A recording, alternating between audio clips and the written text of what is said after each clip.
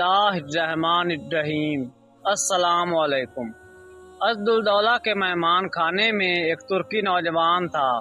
اس نے یہ حرکت شروع کر دی کہ پڑوسیوں کے مکان کی دیوار کے سوراخ میں سے اس مکان میں رہنے والی عورت کو دیکھتا رہتا۔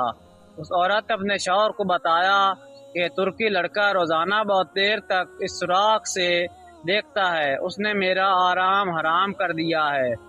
یہاں گھر پر کوئی نہیں ہوتا، دیکھنے والا یہی سمجھے گا کہ میں اس سے باتیں کیا کرتی ہوں۔ میری سمجھ میں نہیں آتا کہ میں کیا کروں۔ اس کے شوہر نے کہا کہ تم اس کے نام ایک خط لکھو جس کا مضمون یہ ہو کہ روزانہ بیکار کھڑا ہونے کی کوئی ضرورت نہیں۔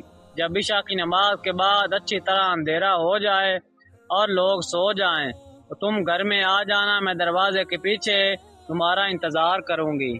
چنانچہ اس کے شوہر نے دروازے کے پیچھے ایک گڑھا کھودا اور اس کے انتظار میں کھڑا ہو گیا۔ جب وہ ترکی لڑکا آیا اور دروازہ کھولا اور اندر داخل ہوا تو اس عورت کے شوہر نے اس کو دھکا دے کر گڑھے میں ڈال دیا اور اس پر مٹی بھر دی۔ اس واقعے کو کئی دن گزر گئے، کسی کو کچھ خبر نہ ہوئی۔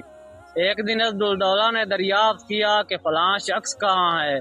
اس کو بتایا گیا کہ ان کا کچھ پتہ نہیں۔ اس پر اسدالدولہ غور و فکر کرتے رہے، یہاں تک کہ اس تحقیق کی انہوں نے یہ صورت نکالی کہ ایک شخص کو مؤذن کے بلانے کے لیے بھیجا جو اس مکان کے قریب والی مسجد کا مؤذن تھا۔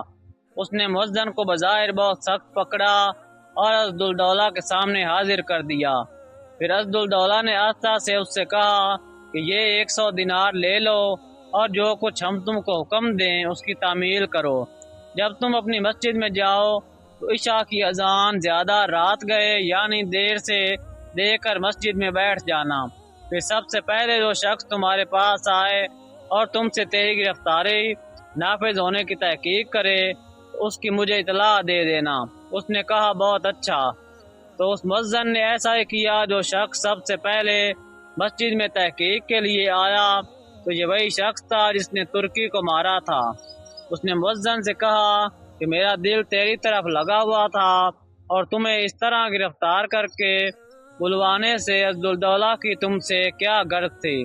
مؤذن نے کہا الحمدللہ خیریت ہے، کوئی خاص بات نہیں تھی۔ جب صبح ہوئی تو مؤذن نے اسدالدولہ کے پاس جا کر پورا حال بتایا۔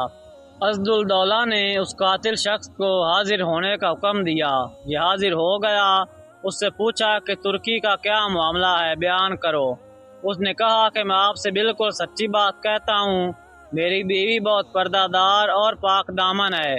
یہ شخص روز اس کو دیکھتا رہتا تھا اور پریشان کرتا تھا اور میری بیوی بدنامی کے خوف سے اس شخص کے کھڑے رہنے سے پریشان ہو گئی تو میں نے اس کے ساتھ ایسا معاملہ کیا اور پوری تفصیل بیان کر دی۔ اسدالدولہ نے کہا جاؤ سپرد خدا، نہ کسی نے کچھ سنا اور نہ کسی نے تم سے پوچھا۔ بے شک برے کام کا برا ہی انجام ہوتا ہے۔ اللہ تعالی ہمیں اس واقعے سے سبق حاصل کر کے برے افعال سے بچنے کی توفیق عطا فرمائے۔